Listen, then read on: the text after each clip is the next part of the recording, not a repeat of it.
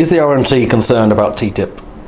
Absolutely. I think if TTIP's brought in, what you're going to have is national governments are not in any way going to be able to control who runs the utilities in their countries, and people can, you're going to have multinationals who are basically going to be able to go to international court and sue governments.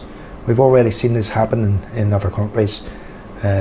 One country has been sued because the minimum wage was such that the big business thought that that was restricting their right to have a free and open market. I think that TTIP's going to bring the same things. If you look at things, even things like cosmetics, in America there's only about 5 products that you can't put into cosmetics, and the European Union is about 200. So that's going to be a race to the bottom, because the Americans will say, well, you're restricting our ability to sell cosmetics in Europe.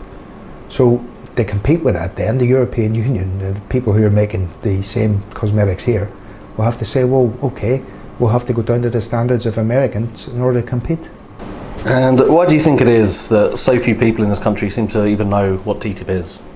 Well, I think it's been a deliberate ploy by the government, by the European Union, to keep it quiet, because I think if people knew, if it was leaked out what it actually entailed, people would be up in arms about it, wouldn't they?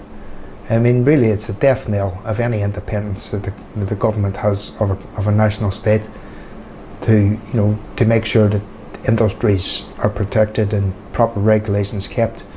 And even looking beyond that, small business is actually going to be wiped out. I'm not particularly a fan of any small businesses, but you have to look at it. The multinationals, it'll be a green light for them to come in and swallow them up.